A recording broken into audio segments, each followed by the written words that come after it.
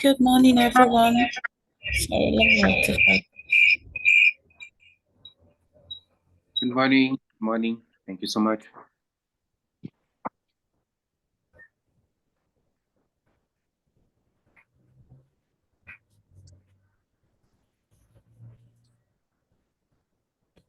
Okay, once again, good morning, everyone. Good afternoon and good evening from wherever you're joining in from. We're so happy to have you today on today's consultation forum. We're meant to start at 1, and I can see it's 3 minutes to go. So, once for 1 o'clock, you can actually introduce yourself in the chat box, your name, what you do, and where you're connecting in from. Thank you.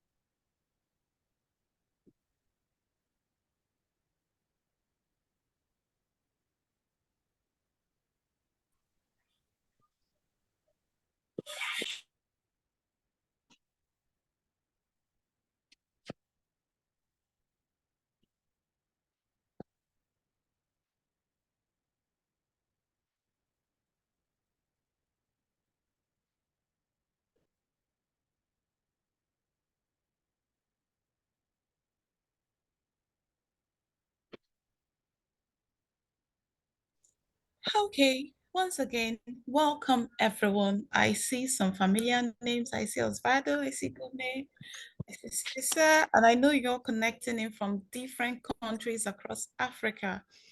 Welcome to Welcome to today's consultation forum, the African Union Youth Consultation Forum, ahead of the African Union Summit that will be held in Addis Ababa sometime in February this year. Now, this consultation forum is brought to you by Global Politics Affairs, a platform for young people to contribute on global issues and also build capacity. Recommendations that will be made from today's consultation forum will be presented by my colleague Osvaldo at the African Union Youth Summit later in February this year.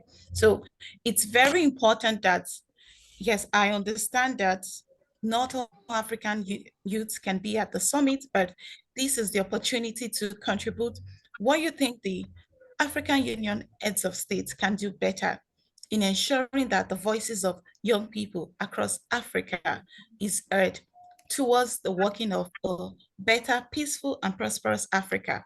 So we have set of questions to guide today's consultation forum.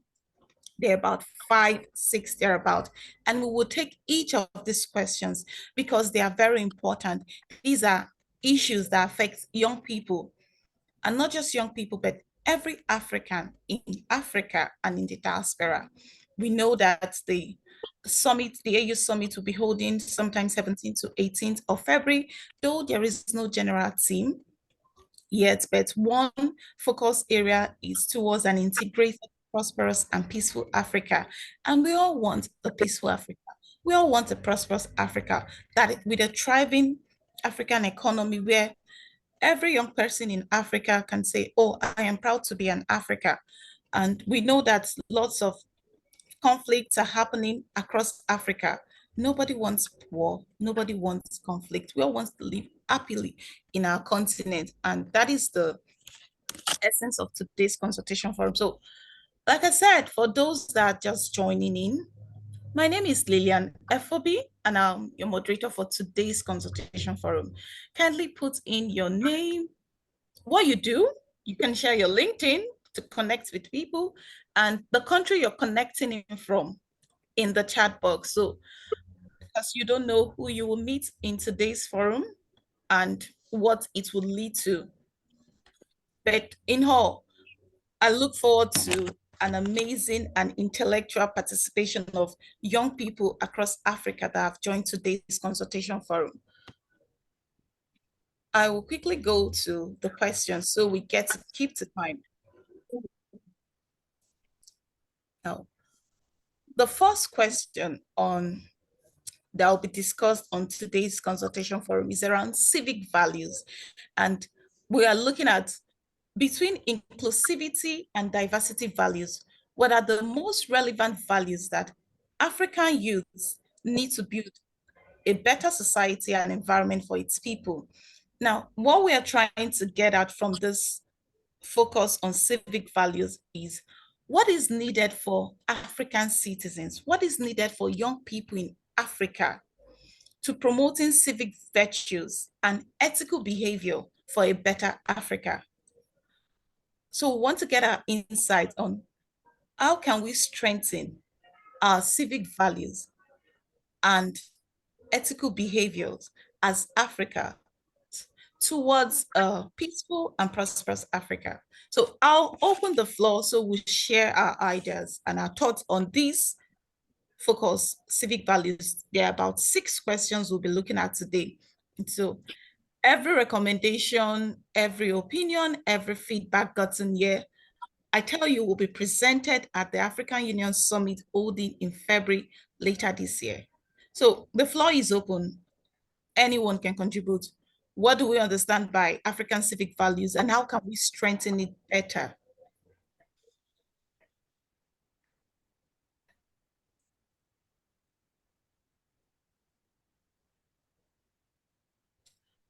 The floor is open, or do I call out some persons?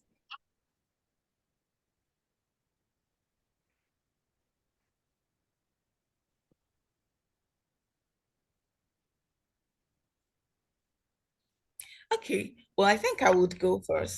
Oh, I see Damilola. Okay, let me just quickly say this and then Damilola, I'll get you on spotlight.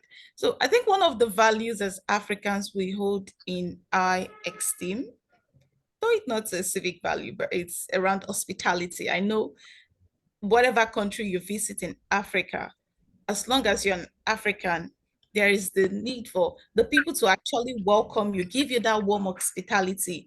It's prevalent in some climes, like some cultures here in Nigeria, my country. There's a particular culture whereby they actually welcome you, even though you're a stranger. They welcome you and sometimes help you. Probably you've lost your way, help you to ensure that you get to your destination safely. Well, that is an hospitality value, which I know of. So, Damilola, you have the floor. If you can switch on your video, please do so I can spotlight you. Thank you. I'll put on my video very, very briefly. Sorry, I'm at the workplace, so can you see me? Yes, I Okay, can see so you. Thank. let me just put it out for now. Civic values, as far as Africa is, I think civic values should be things that are actually universal in the sense that it's what really matters is how we as human beings tend to treat each other. How well do we value our fellow human beings? How well do we value those we share the community with? I think that's very, very interesting and should be a general thing, regardless of whether you're in Africa or not. Honesty, integrity, these are things that whatever by virtue of the leadership situation we had in several African countries, and because of the current situation we are in as Africans in certain societies, have been washed away or have been taught to be things of the past, the former era. The honest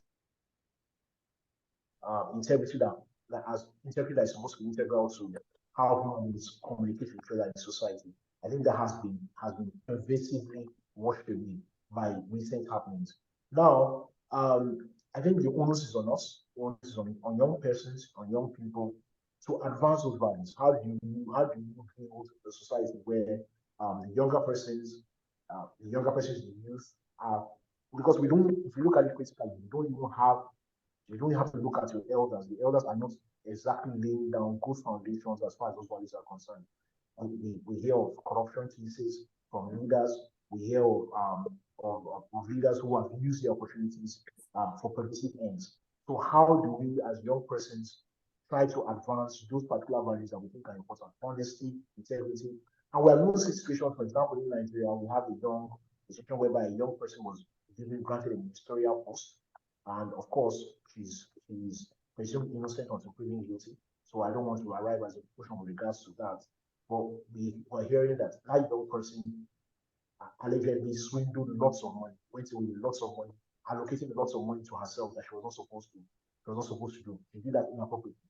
So we don't have that example. So how do we as young persons cultivate in ourselves by looking at ourselves, by following, by possibly even going back to religious books, following examples from other places in building those particular civic values that are good and that can be championed and we can lay down as foundations for people that are younger than ourselves. I think that's what I want to share. Thank you so much, Damilola, for that. I totally agree with you. We need to find, I would say that, I don't know if we threw out integrity and transparency and accountability out of the window in Africa, then we need to bring in those values, just like Damilola has said. And yeah, that brings me to an experience I actually had with somebody sometime in the past, whereby certain funds were disbursed and they're like for certain projects.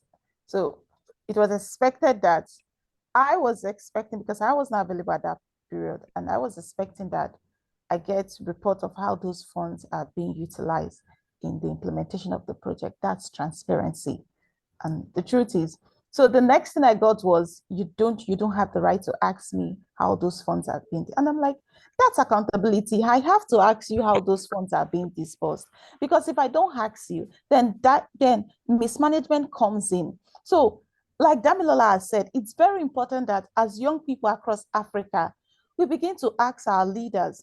Sometimes I come in contact with some young persons in my community who are working directly with the either the government appointees or chairman or councillors. And I'm like, you that you're working with this man, what are you telling him? I hope you're telling him that this is how he's meant to do this. And if he's not doing it, because you're close to him.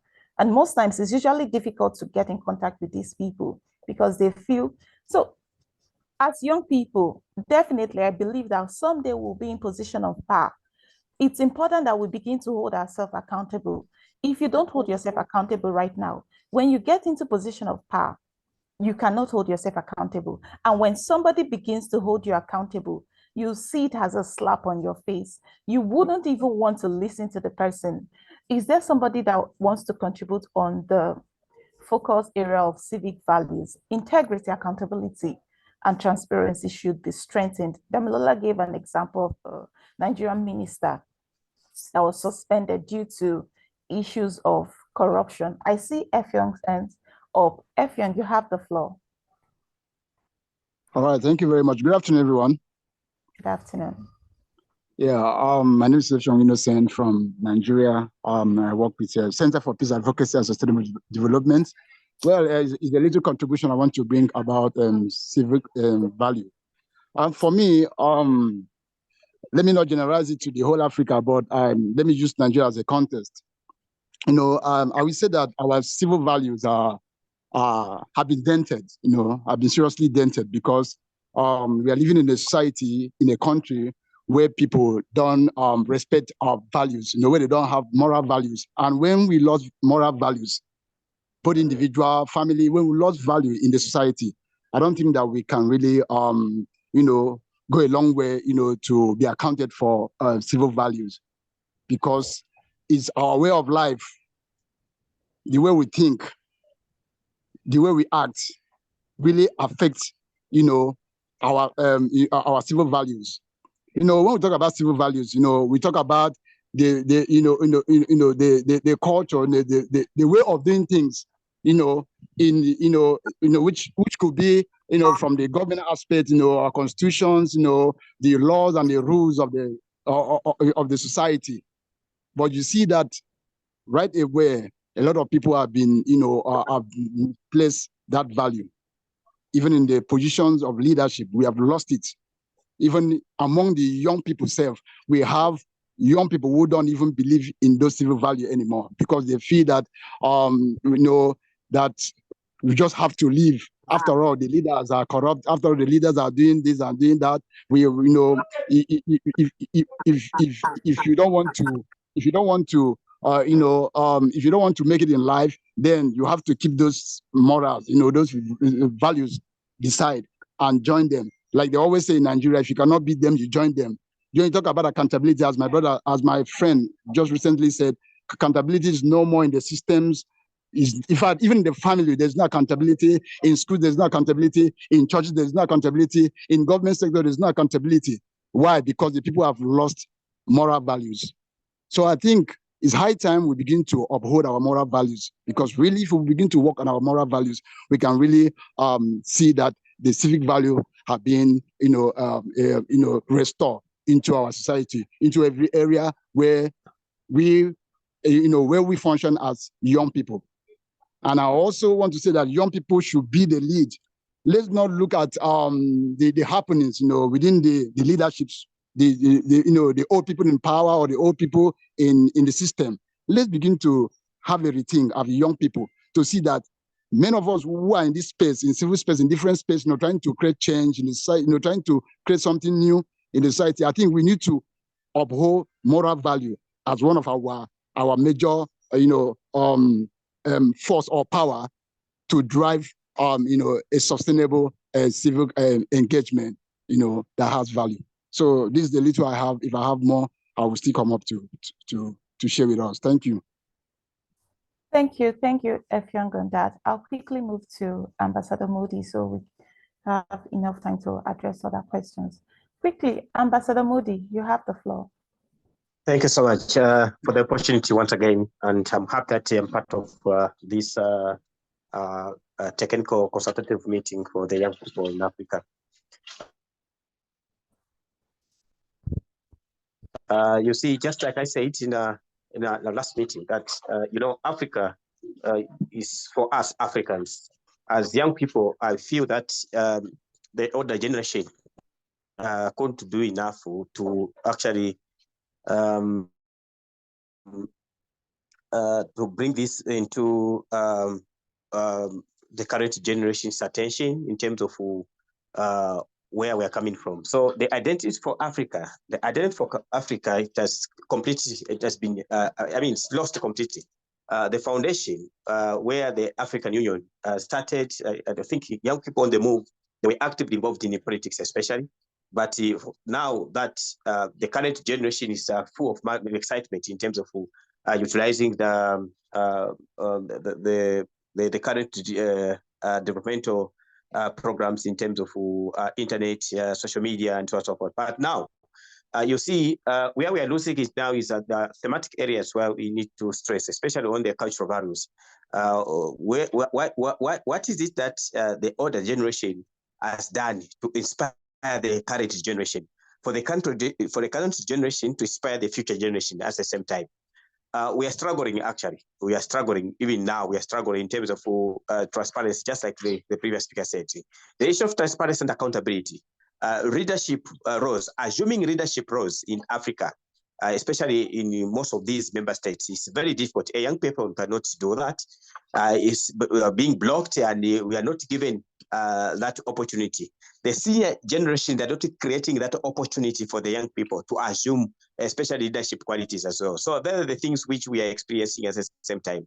That's why we see in many African countries this time around, those who are facing the issue of youth unemployment, poverty and hunger is also maybe hitting many countries in Southern Africa, many countries, Eastern Africa, Central, and so on, in all the regions, so to say. So those are the issues which should be addressed come 2024 African Union Head of State Summit. So those are the submissions. Look at the leadership qualities, the leadership roles, which young people can assume. They are saying we can't, meanwhile we can, because of the interactions and also the experience which we have gained, because some of us have been actually inspired by the Nyereres, have been inspired by Nelson Mandela's, the Kenneth Kaunda, and so on. I mentioned them. Even now, we have the Nyereres, we still have the Nyereres who are able to articulate issues affecting the whole continent, affecting Africa, affecting young people at the same time. So Professor Mumba is also one of those. Can set that as an example. The current president of the Republic of Zambia, Kande Chilema, is also doing his role to make sure that the future generation should not suffer. Also the Republican president Kenya, the Rutos. So he's also coming up, inspiring the young African young leaders at the same time. So I feel that we need to do more on the youth unemployment to address the issues of youth unemployment, mental health aspect in terms of sexual reproductive and other aspects that which is leading the young people to be so dormant, the mindset, changing the mindset of young people. So it's our time, and we need to rise the whole continent so that we support the current generation for the benefit of all people and future generation at the same time, as well as leadership. Thank you so much. Thank you so much. Thank you so much for everyone that's contributed on the first focal issue. A lot looking at accountability, ethical values, accountability, integrity, transparency, even cultural values. And I think the last speaker just said something about African leaders, the current African leaders inspiring the younger generations, because what we see the current African leaders do is what the younger generations will do when they eventually get into power. Thank you for that. And we move quickly to the next question, which is on community engagement. Basically, what we are looking at in this segment is what has to be done for African youth to participate more in their local community activities. That is, does our government understand community issues and solutions? If you look at policy making, the framework for policy formulation and all that, you'll see that community engagement is very key, because without it, you end up coming up with a policy that is for the drafter and not the beneficiaries. This segment is looking at, does our government actually understand what community engagement is? Now, one thing, I'll quickly say this before I open the floor. One thing at Global Politics Affairs we look forward to doing in months to come is for future consultation forums. We know that not all African youth or even young people across the world can actually have access to digital technologies like internet and mobile phones to be on Zoom calls and meetings like this. We hope to have leaders like you that are on the call to engage with young people in your communities. Bring those resolutions and deliberations you've had with them to meetings like this. That way, we're ensuring that their voices are being heard and not just the voices of certain population because you're digitally advantaged. So I'll quickly open the floor for contributions on this aspect in terms of community engagement. What can the government do to understand community issues and solutions that would help them in formulating policies, especially policies that affect young people? I see Gomez, and Gomez, you have the floor. All right, thank you so much. I'm Gomez from Zambia, and Regarding to this, what should the government do, or us the member should do, that we can enforce civic engagement or community engagement is one, like civil society organization should force some mentorship in which young people can get involved. By doing so, they are mentoring them to be a good partakers of community solutions. Because when you give a platform a young person, they'll have that feel that we are part and parcel of this. I've seen there are a lot of people here and from different backgrounds. This, when you have this kind of platform, young people feel that I'm part and parcel of this. So government should make some mentorship program. Second, they should also make some skill development. When you involve young people in skill development, that's more like a community engagement, because that skill will be carried from community to community. Also, I know most of African communities, we don't have much of education, so we should engage much in awareness programs, like you stated. So a lot of people should be engaged in awareness program. And then there's this critical aspect which now is so interesting to me, policy advocacy. We have a lot of policies around young people, community engagement, but we don't know them. So government should give a platform where these policies should be deliberated. They should also form an advocacy group where people can advocate for policy change, policy implementation, policy formulation, so young people, even in layman language, one would understand. Because I'll give someone without legal background, it will be hard for them to understand this policy. So government should make sure that they bring this policy formulation, policy advocacy into layman language so they can understand. It will be easy for one to have a developmental skill if they understand a policy on how things should be done. For example, when you come I'll give a practical example in Zambian context. There's a policy of young people forming civil society organization, cooperatives, and now they don't know how to go about. So these are the things we should also put into place. The last thing as regards to this is cultural relevance. In Africa, we are culture raised. So we'll make sure that the government shouldn't be put in a modern kind of things, but we should rely on our culture background so that we can have a sustainable way of doing things. With these few things, I rest my case. Thank you so much. Thank you so much, Gomi, for that. Yes, absolutely. One of the things I take out from your contribution was around leadership development for young people. That way, young people can go back to their various communities and empower other young people. Thank you for that. I see Efyong ends up. Efyong, you have the floor.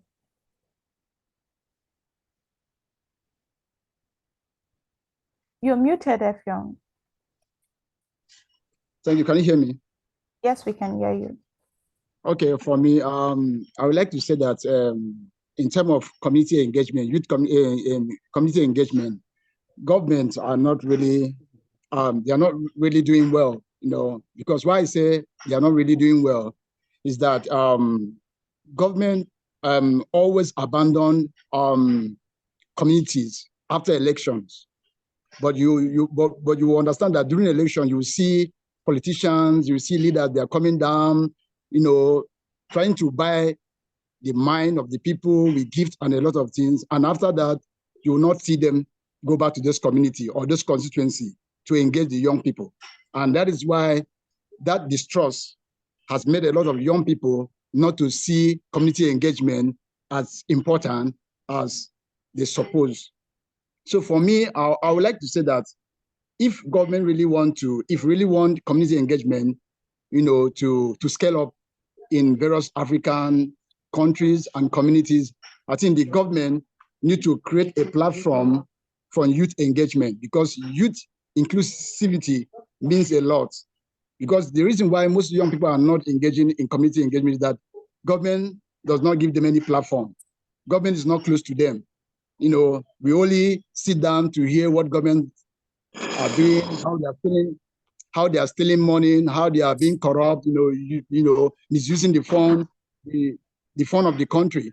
But if government can create a platform for them, like we have institutions that government has, government institution that has to do with youth. Like in Nigeria, I know other countries have Ministry of Youth and Development. Those kind of institutions can be, a place or an institution where young people who have an idea can come, sit down, dialogue, and deliberate solutions that can really help, create a change in their community.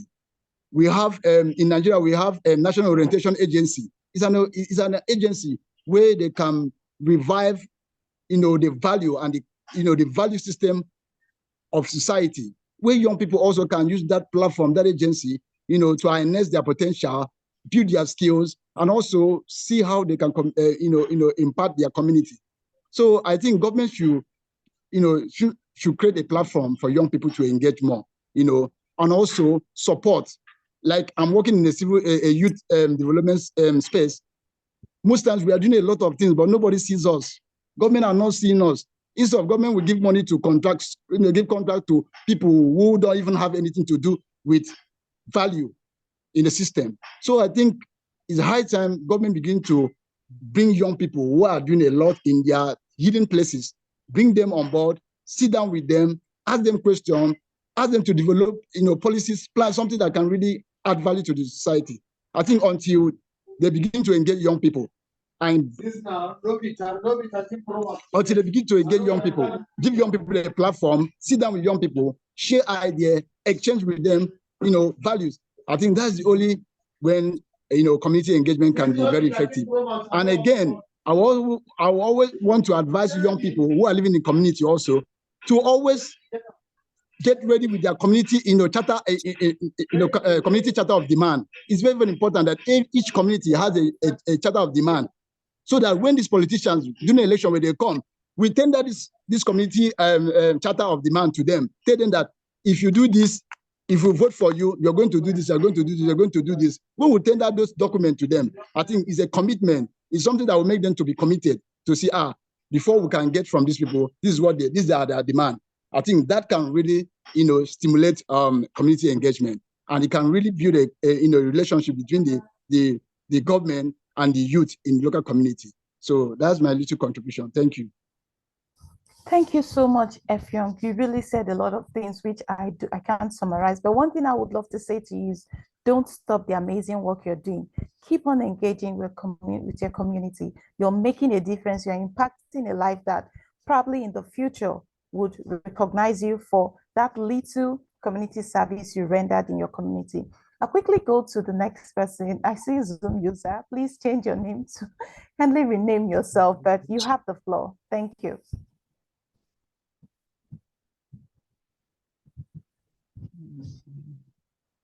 Zoom user. I don't know whether it's me, but honestly, okay, Tamsi, you can go next since the person is here to respond. I cannot even see myself, honestly. I don't know why. Yeah, but you can speak then. Okay, yeah, I would definitely. It's very factual, and then like what he said, I would definitely just go over to what he said and to quickly add on to some, because it's important that the community have trust to the politicians and our representatives, because once we lack trust from our representative or politician, it becomes so difficult for us to even have dialogue with them, because we feel like they only come to us when they need us. Like during election, you see politicians will be ranting in communities. I will feel like they care about the communities and whatever. But come back in 2 years' time, you will probably make an assessment about some of those communities that they've been constantly going. How, how long they've actually, visited those places is another question. So it is important that, politicians involved in community development and dialogue, because one of them will be a town hall to make sure that, at least they organize negotiations and dialogues between and among people. Because I feel like, most of these communities have their BDCs, that is Village Development Committee, and then they also have their WDC, that is the World Development Committee. At least let them also have their local government authorities to come.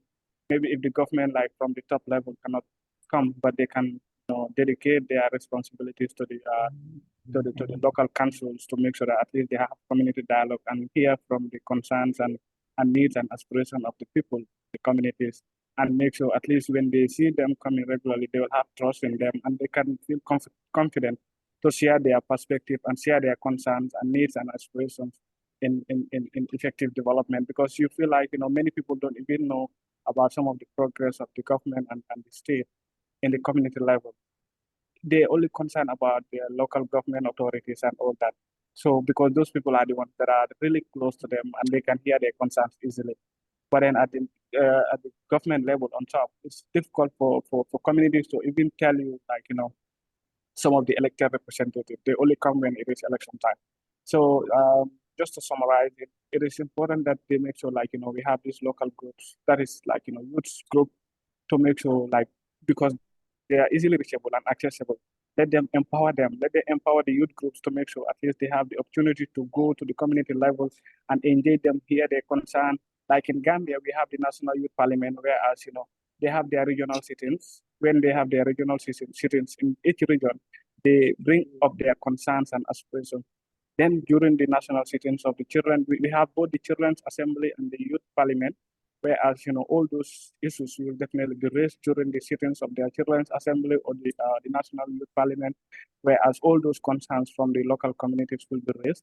And then we have our draft statement, whereas it will be presented to the Ministry of Youth and Sport, and also to the National Youth Parliament, and also to the Office of the President and the Vice President, respectively, to make sure that, let us hold our government accountable from the community level, because it's important for us to dialogue and negotiate and discuss about national interest, whereas some of these, priority areas can be presented to the national level, where if they have opportunity to go for these African Union assemblies or whatever, they at least know that these are the priorities in each different communities respectively. Thank you.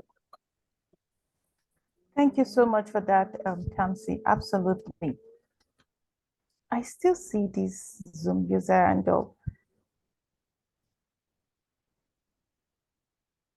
okay, so because I don't know the person's name, I have to be saying Zoom user. Do you want to speak now, or should we just move to the next question?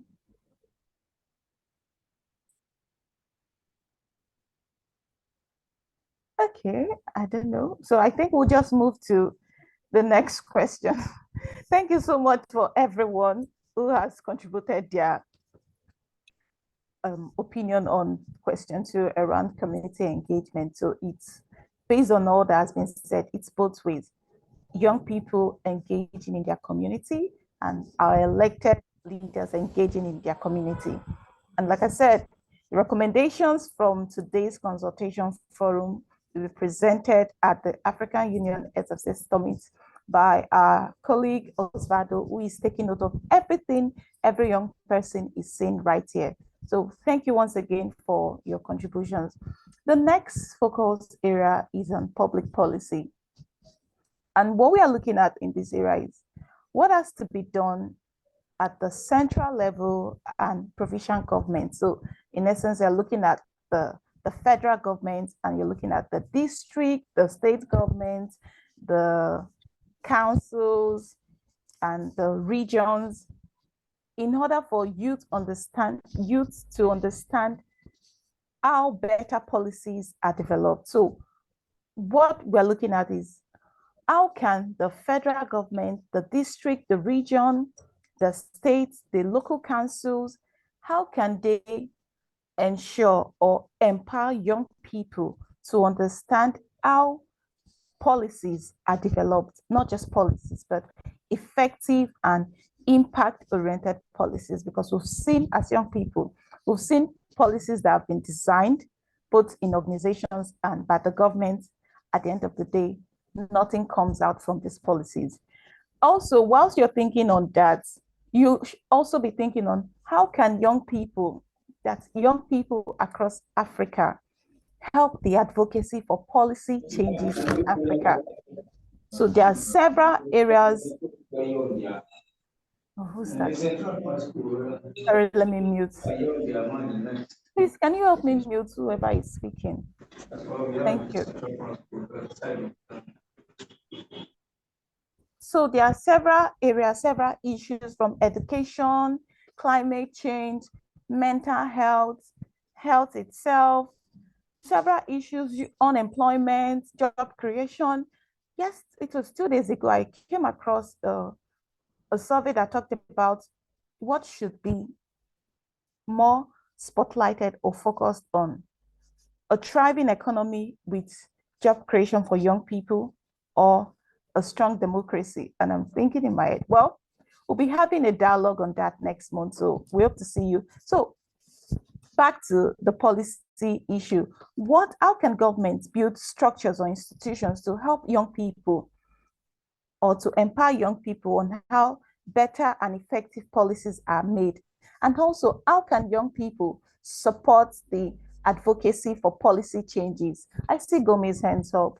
Gome, you have the floor. Thank you for the opportunity again. I think this question is a two-way thing, but a government is at the center of training, educating young people. When us young people, we are empowered with training on policy formulation, policy process, on policy dialogue. And then us now young people, it will be easy for us to get the information. For example, if this today was a government sharing this information, friends, say, guys, there's this policy being done. For example, during national adaptation policy in Zambia, I was given an opportunity to be one of the young people to be in the house in the policy formulation, where they get all the consultation, because we have province, the region in Zambia. So they get all the submission from all the region around Zambia, and then we had to sit now, start getting views. So if young people are given that platform, it will be easy for them to engage. Then there's this accessibility to information. Most of information in Africa, I don't know if it's hidden or the government hide, because they know that if young people know that this is accessible, this is the right for them to know, then will be accountable, will be put into book, will be brought into book.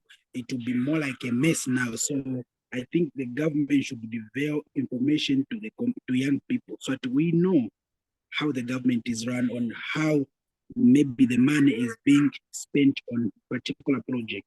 For example, in Zambia, the government should be in December, should be December 24 or December 23, somewhere there. Within 20 to 25, the government signed access to information policy. So now we have a right to access information for the government, or to ask how the project are being run. So this is the thing most of the government around Africa should do, to give access to information. Then we are in digital space. The government should engage in digital engagement, because we're not in those age where we say we need to have, we need to look for a local venue so that we can tell young people about this policy, but not. But there's a media platform where young people and the government convey to share policy, how it's done, on just educate people about a particular policy.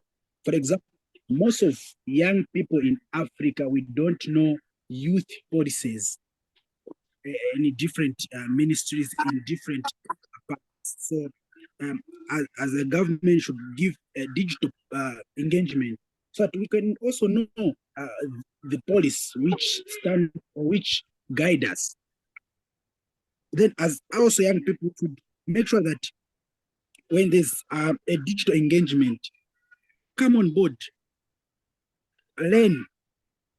So these are the things the government should look at, and also as young people, we should also look at, because we can't blame the government. The government also blame us that we do set trainings, young people don't come. We don't get the community, young people don't show up. So as young people, let's make sure that if there's a training on policy formulation, be on board so that we don't blame each other at the end of the day. Thank you so much.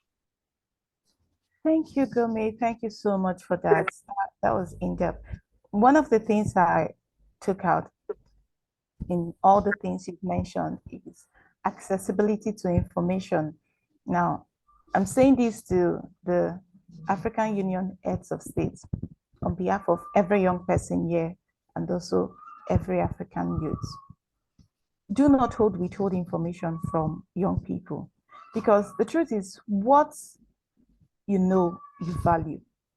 What you don't know, you have disdain for. And when, as African youths that are willing to engage with you as African Union heads of state, if we don't have access to certain information in order to contribute our quota as young people, we have disdain for it. And there you see some young persons on social media calling out or saying some nasty things against certain elected people in power, which is not meant to be so. Also, you mentioned around young people getting involved. Now, the B part of this question we're looking at, question 3, says, how can young people support advocacy for policy changes? And then it occurs to me that what we are actually doing today is one of the ways we can support advocacy for policy changes, by ensuring that the voices of young people, by bringing young people together to air their opinions and their voices on issues affecting them.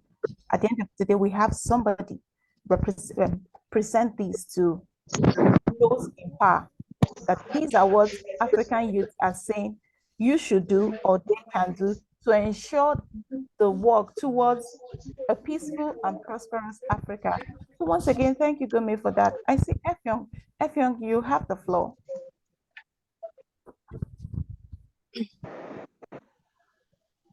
All right. Thank you once again. Can you hear me? Yes, we can hear you. Okay.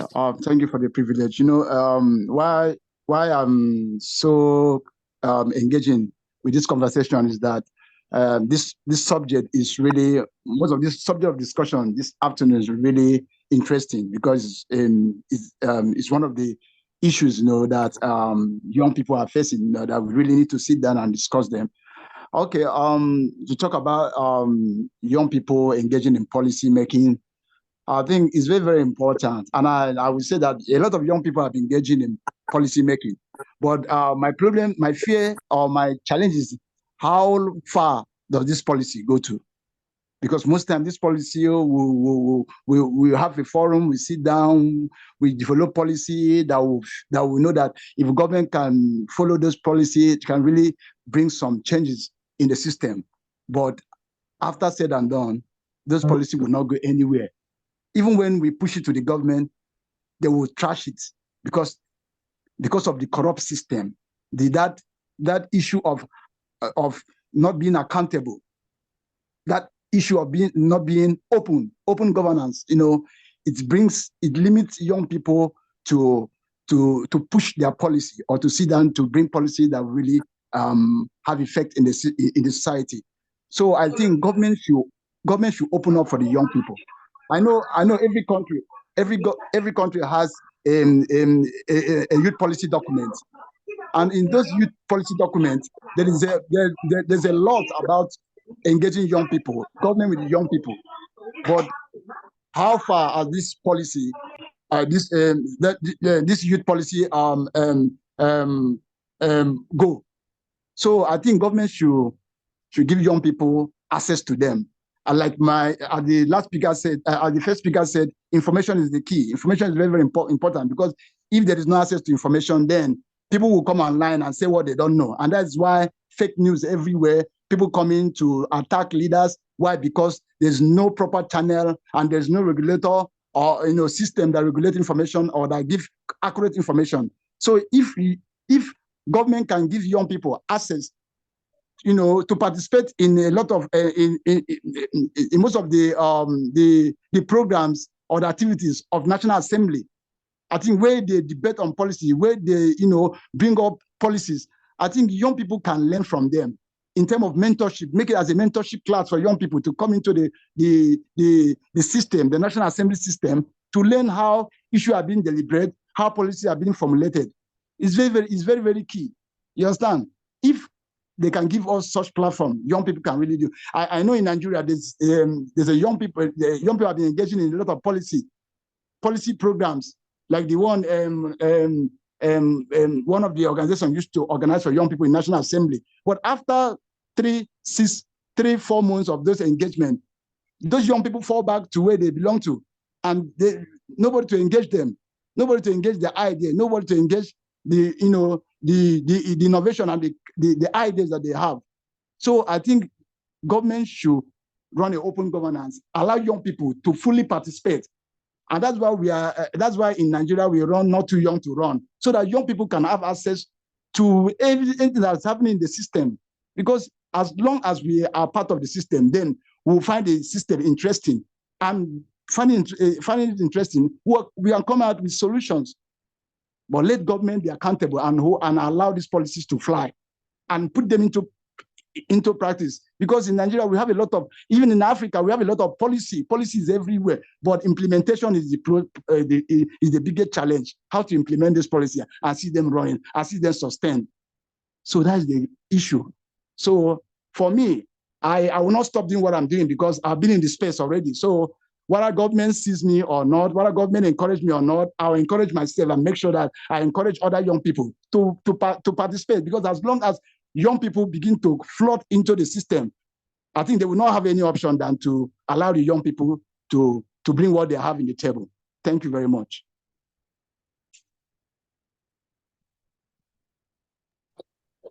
Yeah, thank you very much, Effiong, for that. I think Lilian is having some network issues. And sorry about that.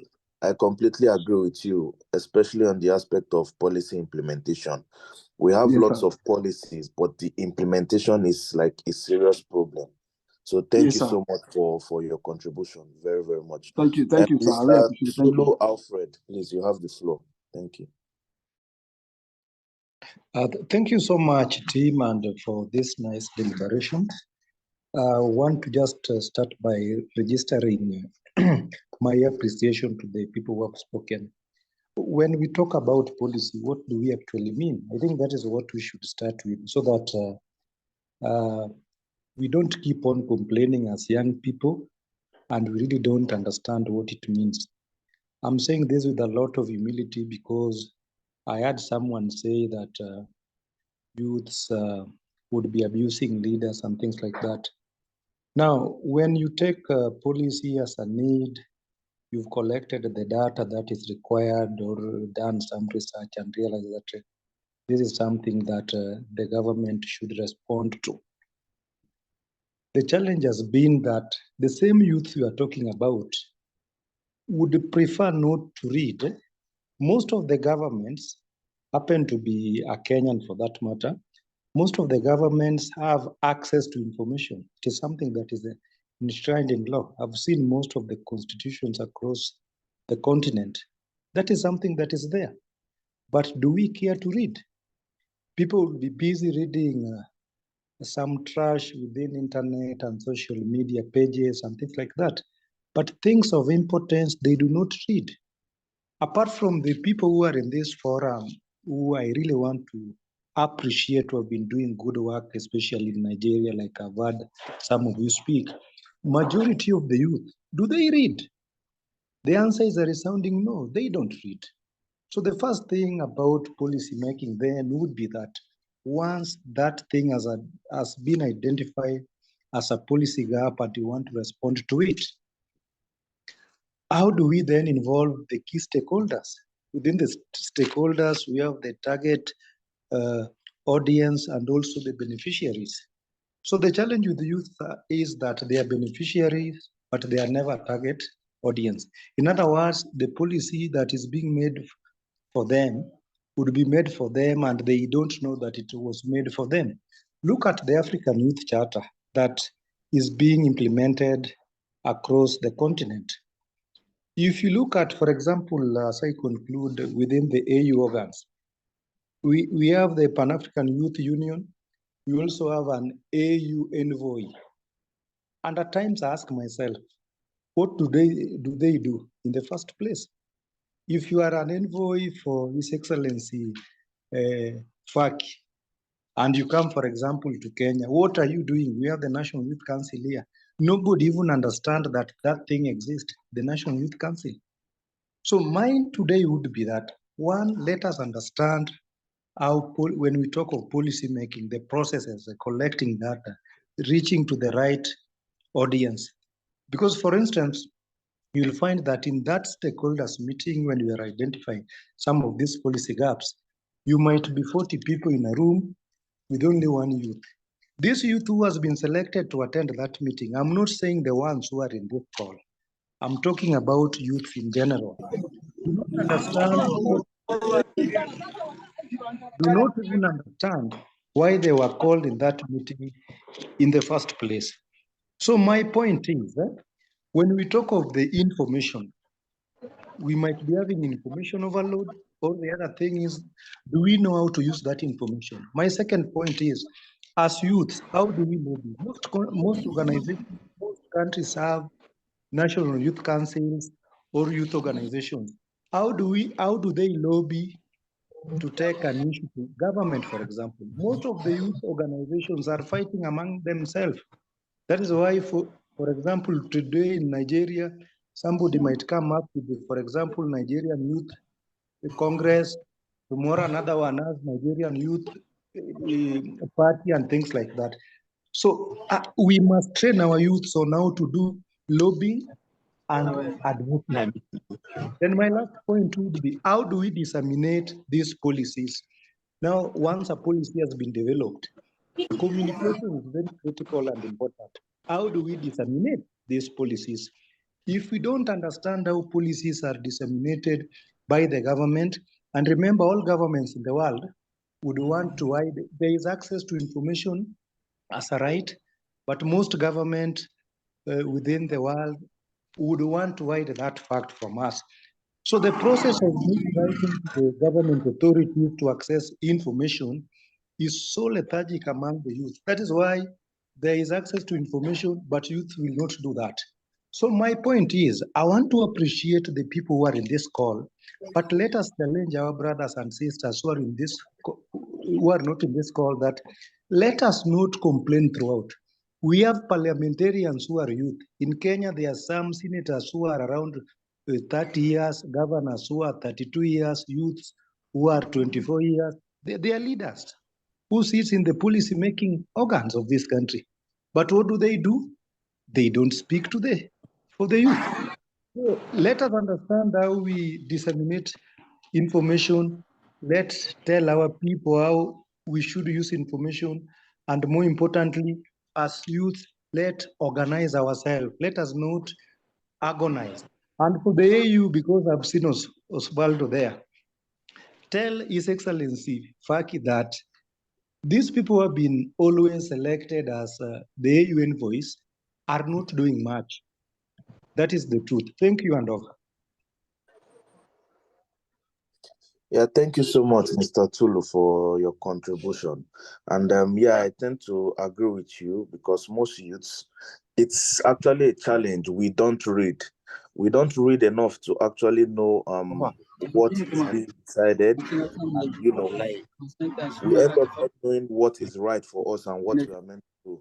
So like I echo with you on the part that we should encourage our colleagues to get involved, read more, and then hold accountable fellow youths who have been placed in positions where they should render services for the betterment of the population. So we should be able to hold them accountable and stay informed, shy away from fake news, because the social media, most governments are aware that most youths go on social media and just digest whatever they see. Hence, there is a tendency to withhold accurate information. So we should be more open-minded and, be willing to grasp proper information, look at policy documents properly, and gain an understanding of whatever is decided. So thank you very much for your contribution. I will hand over to Lilian now. She's back, and then we'll proceed from there. Thank you so much, Francis. Thank you for stepping in. Network issues. Sorry about that, everyone. One thing I got from what Mr. Alfred said is, as young people, we should organize and not agonize. If we don't come together, we will not be able to make any difference. I've been in groups where I see young people agonizing against themselves, and I'm like, how then can you make a change? How then can you make a difference? How then can you speak to the African Union heads of state, or even the leaders in your National Assembly and your parliament, when they know that internally you are not organizing, but you're agonizing?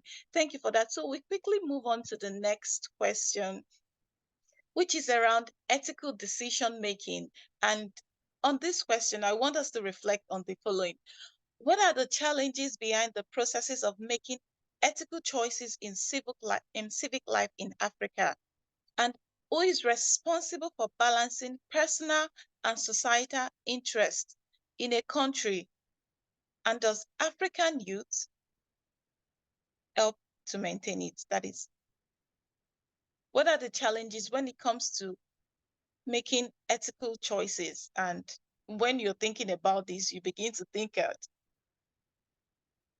public servants or civil servants in government.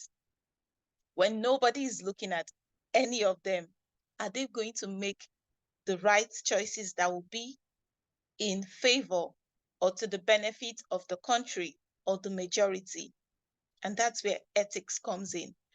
Remember the first question around civic values, where we also looked at cultural values, integrity, accountability, and transparency. This is a connection to that question.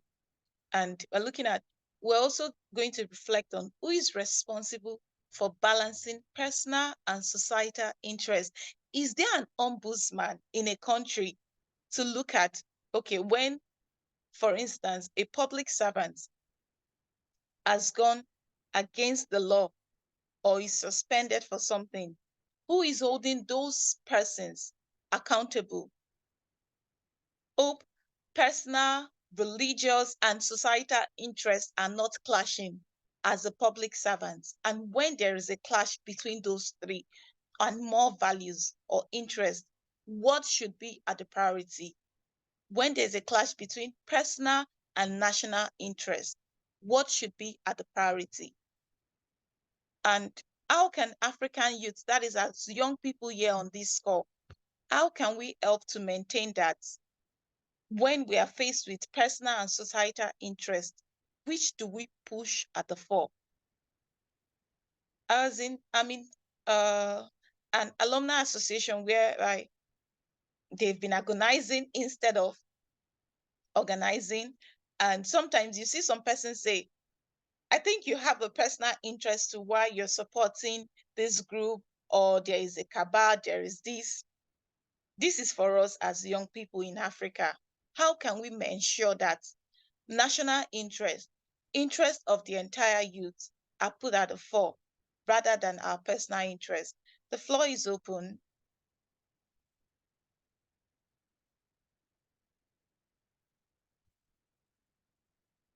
So whilst I await some responses, I'll recall a scenario that happened years back, whereby I found myself in a position of making the decision of choosing the organization interest or the personal interest of a colleague. And I tell you, I had to choose the organization interest because the goals of the organization, I know the work the organization is doing, the impact and the difference they're trying to make, that supersedes personal interest. So if I find myself in public service tomorrow, though there are certain public service whereby you find yourself in, it's very difficult for you to actually push forth the interest of the state or of the nation, because there are a lot of people, they are wanting to push their own personal interest. But I tell you, as an African youth, you have to do everything possible to push for the interest of the state. It's not about you. Remember, there are many young persons out there. I always say this, that who have a voice but are yet to find their voice. And you, having found your voice, you serve as a voice to those young people. So it shouldn't be your personal interest. It should be, will this be of benefit to other young people or of benefit to the entire populace?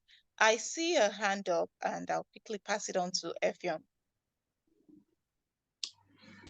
Hello, can you hear me? Yes, we can hear you. All right, thank you. Thank you once again. In relation to your question, the ethical challenges, there are many challenges that people face when it comes to ethical choice and decision. One challenge is the fact that different people may have different ethical framework and values, and that makes it difficult to find common ground. And another challenge is the lack of clear guidance or rules for ethical decision making in many situations. There is often tension when it comes to personal and professional ethics, as well as being ethical, as well as obligations and the pursuit for self-interest. And this can be very, very difficult, in making choice when right thing to do may not be clear or easy. So I would like to say that first, the challenge of different ethical framework and value is number one. For example, people from different culture, you see people from different culture, they act, they act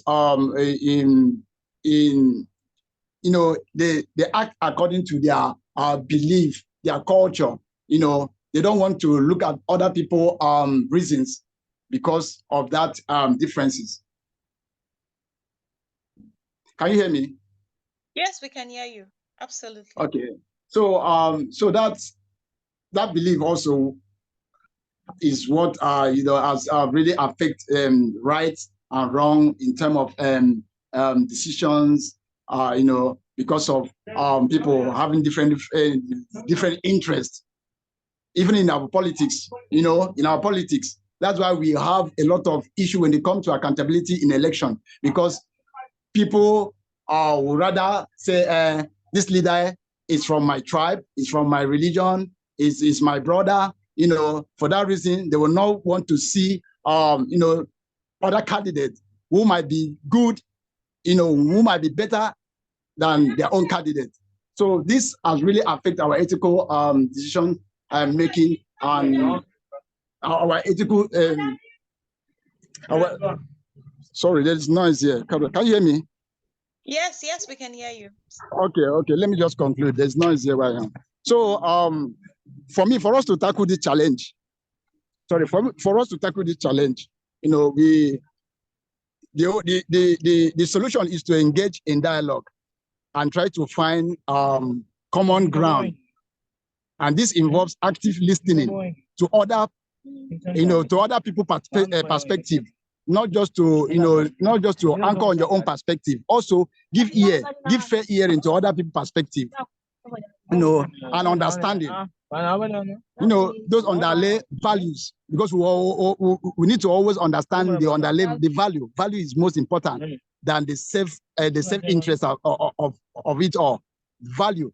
What value? The value that this perception, the value that this decision, the value of this understanding will bring to better the society is the key. And also looking for areas of agreement. There must be agreement. If there is no agreement, then the ethical decision, or will not, we have a serious damage to the society, because it will create disunity. People will not believe in themselves. People will not unite. People will not agree together. And when people are divided, when people interests are divided, you see that there's impossibility to meet the society need. So for now, let me stop here. Thank you. Thank you so much, Efiong, for that. I got a lot of things. I would say a summary to the point Efiong raised concerning these ethical decisions. It's around, there are different ethical frameworks in different cultures and different countries in Africa. The most important thing is accommodating. It's only when we accommodate each other, then we can be able to make progress towards a peaceful and prosperous Africa. I'll quickly go to the final question. We all know that this year, the theme for the African Union 2024 is on education, and it's centered around educating an African fit for the 21st century. If in your country, I would say that of my country, that we have about 20 million out of school children. Now, a question I would say, are these 20 million out of school children, these are the statistics given by UNESCO, are they, when you begin to talk about an African fit for the 21st century, and we know that the 21st century encompasses AI, we have advancing technology, we have creative economies, we have a lot of things that are happening. And when you have a child that is out of school, is that child, especially an African child, able to contribute to Africa positively? And that is where the African Union team comes on in educating an African fit for the 21st century. Now, I want us to reflect on this. How can we as young people support the African Union heads of states, that is your president, your member of parliament, your senator, in towards building resilient education systems for increased access to inclusive, lifelong, quality, and relevant learning in Africa? How can we as young people, because the truth is the government cannot do it alone.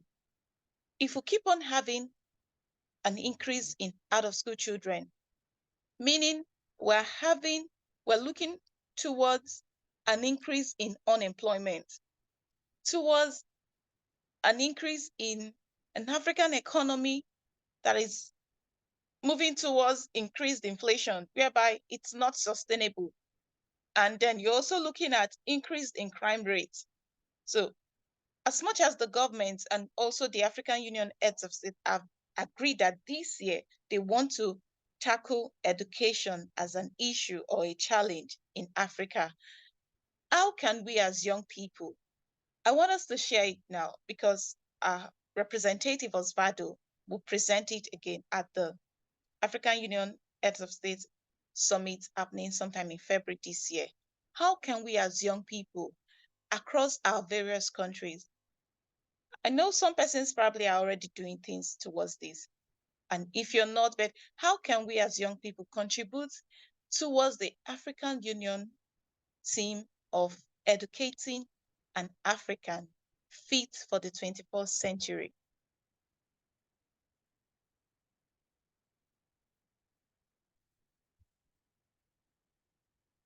I know there are some of us here doing amazing work in the education space.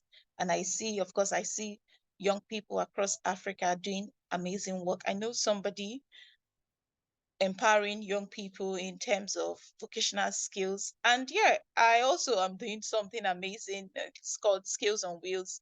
We're focused on Almajiri children in northern Nigeria, because they make up a huge percentage. I see Gome, I'll call you. They make up a huge percentage of the out-of-school children we have in Nigeria, and there is the need to either get them back in school or empower them with lifelong skills that would make them useful to themselves and to the society at large. If not, we're looking at towards an increase in crime rates and other societal vices. Gome, I saw your hands up. Do you still want to speak? Yes, thank you so much. I think I'm for one in support of the theme for African Union. And what I'm doing personally, while I was at university, I thought it so wise that I come from a little part of Zambia, and most of young people in that particular rural areas, they miss opportunity due to lack of education or due to not having chance or knowing how to do things. So I was like, oh, how will I contribute to my society? This had been a cry for me, and then I formed a consultants company, which is called Gome Consultants Company. It's a company where we go in a community and share some info. It's more like I've done it for different purpose. Let's say, okay, what have you been doing? Where can you point that you've been doing this? So I was like, oh, for particular people to know that I'm doing this, I'll form a firm. So this is what I'm doing with my firm. We are going in a particular community. We share some message on young people to say, oh, government is giving bursaries, and for you to access this kind of a bursary, this is a process. There's CDF money, more like constituency development funds, and for you to access that money, it's hard. So this is why that's why we come in and give you all the tips in layman language so that you can apply and be empowered. So with this coming of a theme regarding to education system, there's illiteracy level, illiteracy education, financial education. Me and my friends, we go in a particular community and share some skills. So guys, I know unemployment rate in Zambia is high, and what should we do? There's this digital skill which you can use for you to earn an income. And then in December, I'd even had opportunity to hold a pre-Christmas conference in one of the church in Lusaka.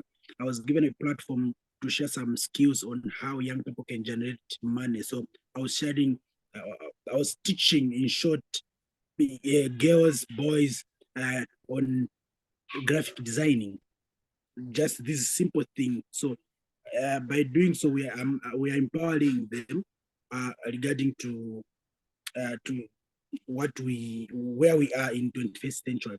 So I think this is more like a call to everyone in this forum today. We should go in that route. So this is my contribution. Thank you so much. Thank you so much, Gome, for that. I love the fact that you go to the communities to educate these people in a language they understand, that, oh, these opportunities are out there. And it's true, because most of these opportunities are only accessible to young people that are on digital platforms, while those that are in the interland.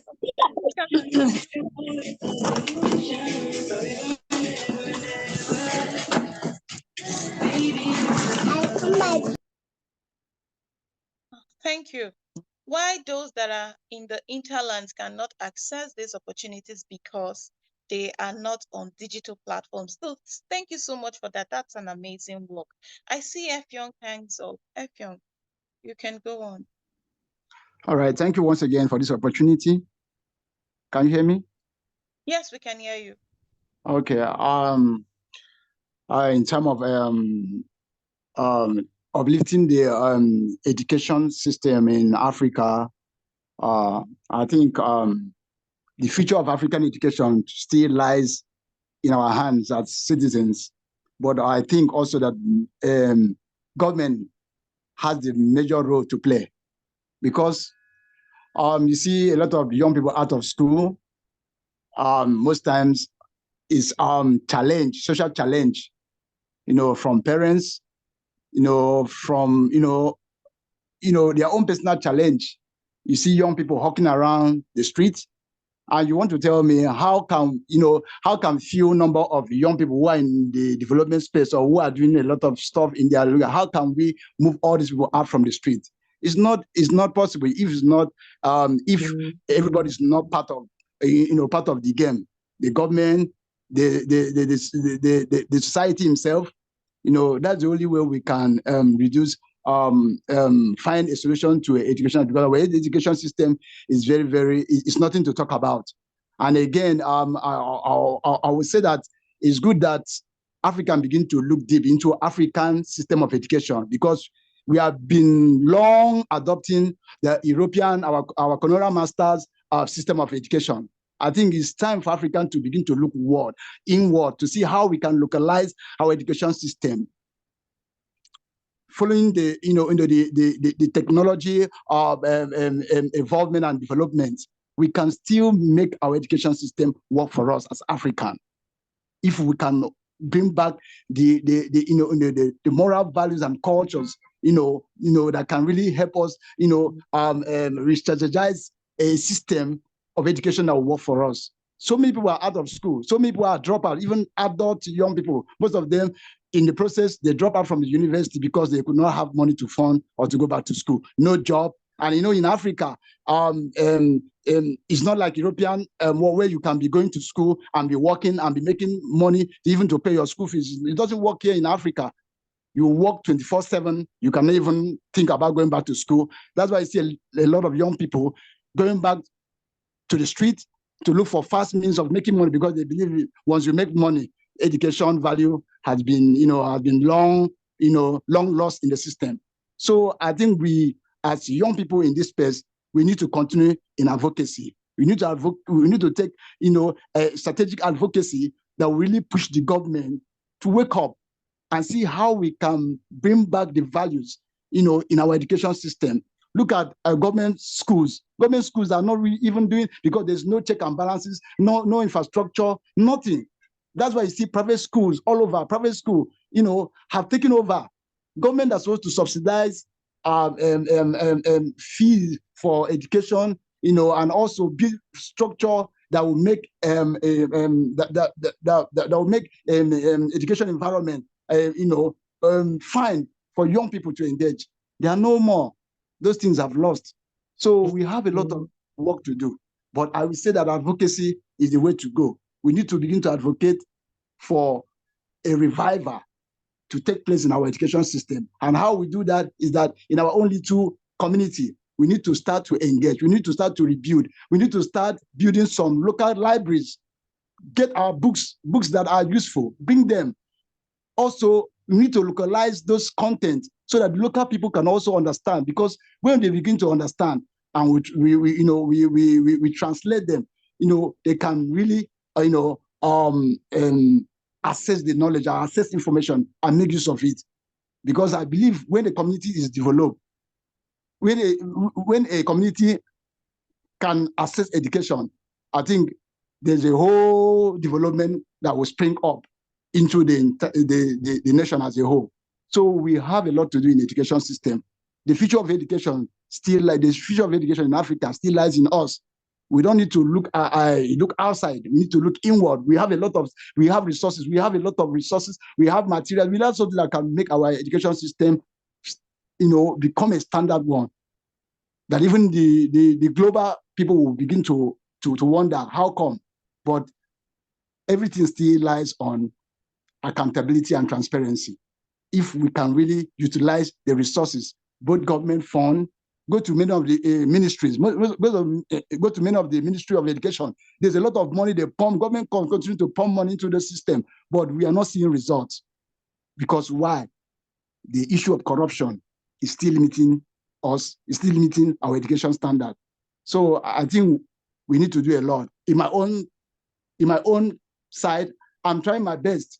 I'm doing my best. I'm engaging young people. We go on dialoguing, we go on campaigning. Even as a Yali member, I'm a Yali member. We keep on doing a lot in terms of providing local libraries for local community, even to Ramajiri, even to the DIP camps, those people who are chased by conflict. We go to those places, we set up schools, local schools for them, local classroom, and engage them, do pay-to-pay education. Because I mean pay-to-pay education. When you pay young people in groups, for them to discuss issues. I think that's the best education than just going on theory, adopting the European system of education. So that's my submission for now. Thank you.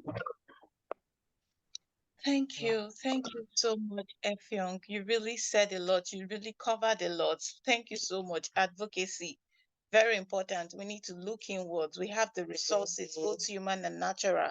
We need to look inward and see how we can utilize our resources and not wait for somebody to come and do it for us. I see. Thank you once again, Effiong, for that. Sally. Sally, you can Good speak. afternoon. Good afternoon, everyone.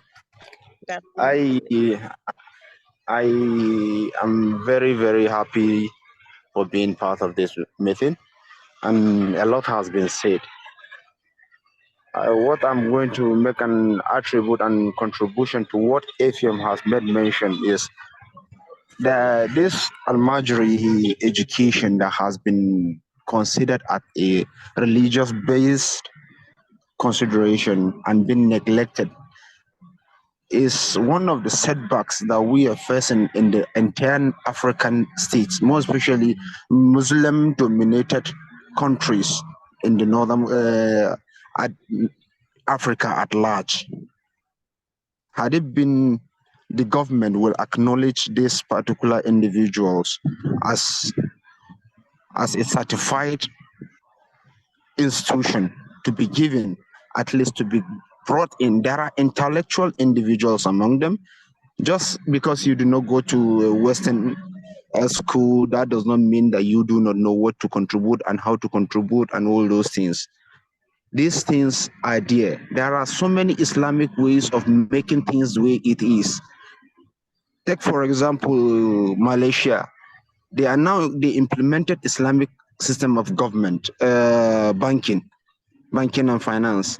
There are a lot of things that we have to accommodate in Africa for us to harness out of those knowledge, not for us to consider based on religious concepts and drop it. Religion is a personal thing, but the knowledge out of it is for the entire masses. And also, in terms of giving to the community, here you made mention of climate change. At the sub-Saharan northern states here, particularly at the northeastern part of Nigeria, we are having a genuine challenge in dropout schools and unemployment and lots of challenges on climate change, particularly because of just of recent, the past rainy season that we had here at the part, we had a minimal rain. How will I make this statement? Sorry, I'm a bit pressured. I am in a funeral. Sorry. The content of rainfall that we had here at the northern part of Nigeria is highly minimal. There are a lot of things that has to be done within the community level for us to engage economic tree plantations and all those things to cut out the drought and desertifications and all those things.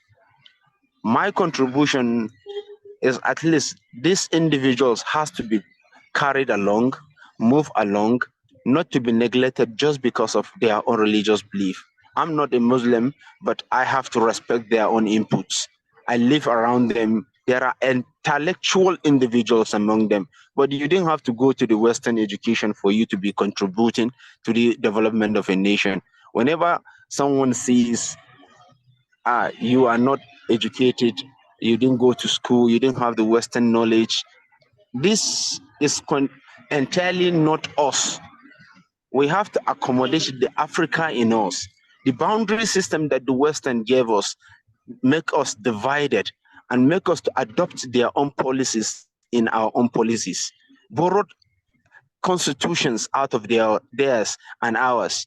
That makes us to be reluctant, and yet they do not allow us to rule our own selves with our own selves, invading through conflicts and other policies that will sabotage the growth of Africa entirely, not Nigeria, not Uganda, and all those things, entire Africa, any resource in country which we are blessed and endowed, you will find out there are third-party sponsorship of conflict that set us back because of we adopt and accommodate what they brought to us. Not necessarily that we have to continue doing that. We have ours, we have our own policies, we have the traditional system of governance right from the word go of Africa before the invasion of the colonial masters. We have those, and there are a lot of privation and positive output through that. Why won't we go back to our history, pick those things, present it to the leaders, despite the fact interests of most of the leaders at the power status have their own personal interests. Whatsoever that will not please their own interests, they will never bring it to the policy. Even if they brought it in play, they will not make sure it is of effect that will move to the least arm of government, to the last person at the structure of a chain of government. They won't do that. These are the things that we have to reconsider, put in place all these modalities, not bringing IU and all those individuals that we are here online. There are a lot of intellectual individuals that we have to engage also, which are not here. Sorry to come back to that point. And thank you.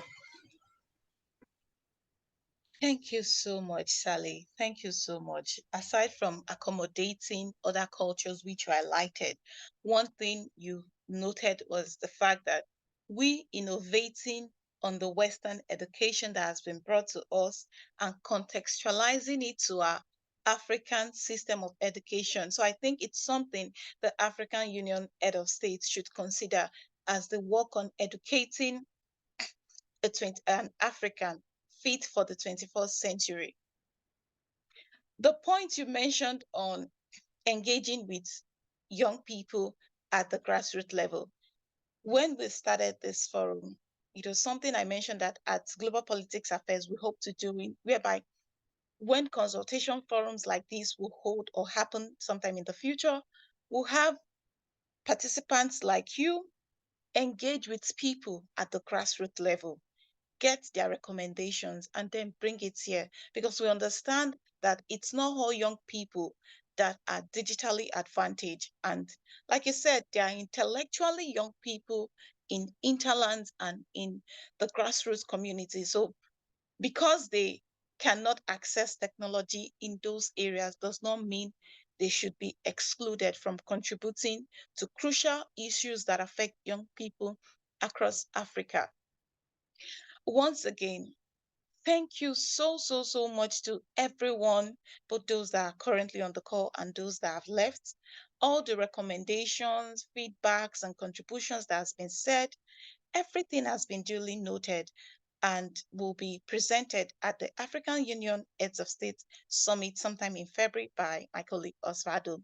Now, one thing I do when I come for every consultation forum of Global Politics Affairs is to come with my mind as a tabula rasa, because there are intellectual contributions, and you begin to wonder, we have amazing young people with great ideas doing amazing work, and you're getting out one insight or the other from these young people.